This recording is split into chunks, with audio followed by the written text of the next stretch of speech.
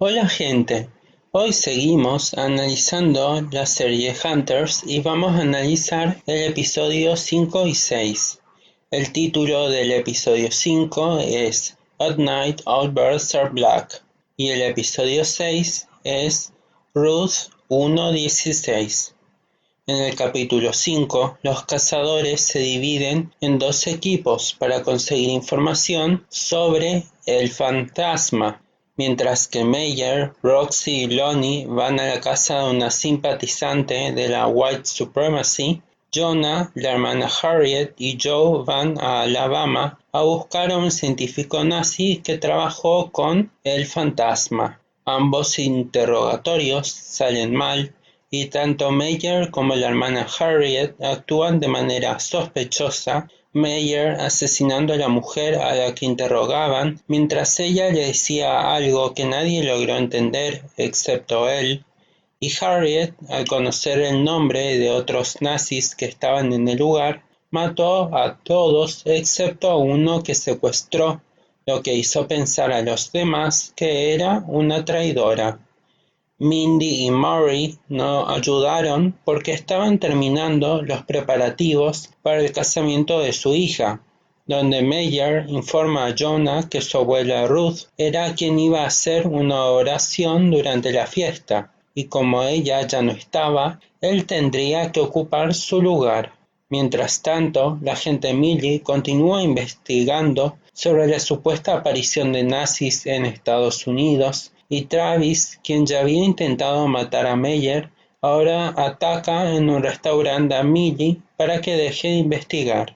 Esto no la detuvo y se encuentra con un informante que a su vez la lleva a otra persona que tiene pruebas de que el gobierno de Estados Unidos reclutó a todos los científicos nazis después de la Segunda Guerra Mundial y que es gracias a ellos que el país está a la vanguardia de todos los avances científicos y tecnológicos. En el casamiento, Jonah, que sentía que no pertenecía a ese lugar, por primera vez siente la conexión con sus raíces judías, por las que tanto su abuela se preocupaba y siente que forma parte de todo eso. Harriet aparece con el nazi que había secuestrado y les ofrece como regalo de bodas a Mindy y Murray. Y es allí donde cuentan la historia que cuando ellos dos fueron llevados al campo de concentración junto a su hijo que era pequeño, y fue ese oficial nazi quien lo mató a sangre fría, rompiendo el corazón de sus padres. El título del capítulo 5 se refiere a que ante la gran competencia entre la Unión Soviética y Estados Unidos, a este último no le importaban de dónde salieran los científicos que ayudaran a ganar, mientras que tuvieran el conocimiento y las habilidades. Y el título del capítulo 6 hace referencia a un pasaje del Antiguo Testamento. Respondió Ruth: no me ruegues que te deje y me aparte de ti, porque a donde quiera que tú fueres, iré yo, y donde quiera que vivieres, viviré. Tu pueblo será mi pueblo, y tu Dios mi Dios. Ruth, capítulo 1, versículo 16. La única conexión que Jonah sentía con su abuela era la de nieto y abuela. Sin embargo, la boda despertó en él todo ese sentido de pertenencia a su cultura y a su pueblo que su abuela también sentía, y eso lo acercó aún más a ella. Ahora hablemos un poco de historia.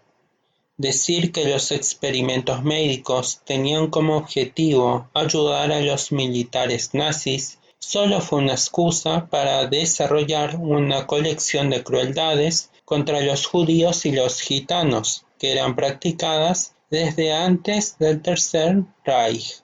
Mengele, Fischer y Hirt experimentaron con gemelos y con razas inferiores para conocer sus capacidades de soportar enfermedades contagiosas y para evitar que se relacionen con los arios. Usaron diversas formas de esterilización. Hitler consideraba que era imposible reinsertar en la sociedad a los homosexuales y autorizó toda clase de experimentos para descubrir la supuesta enfermedad y evitar que se transmita. Para esto se usaron métodos de tortura y muerte que superaron a los de los campos de concentración. 3 médicos nazis tuvieron un papel destacado: Josef Mengele, Sigmund Rascher y Karl Kloberg. Rascher estuvo en los campos de concentración de Dachau y Auschwitz. Estuvo a cargo de los experimentos para la Fuerza Aérea y estudió los efectos de la hipotermia. El nombre de Josef Mengele fue reconocido, pero más se lo conoció por su apodo, el Ángel de la Muerte. Su estudio se concentró en los orígenes culturales, el desarrollo del ser humano, la paleontología y la antropología, y aprovechó para trabajar en Auschwitz, que asesinó con diversos métodos a más de 2 millones de personas. Mengele aguardaba la entrada del tren, donde hacía una primera selección: los que iban a trabajo forzado, los que se usarían en experimentos y los que serían enviados directamente a la cámara de gas.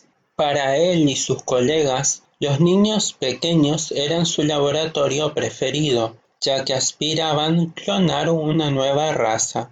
Les extraían los ojos y reservaban uno como muestrario de color y el otro lo usaban para investigar. Horst Schumann experimentó la esterilización en las mujeres prisioneras.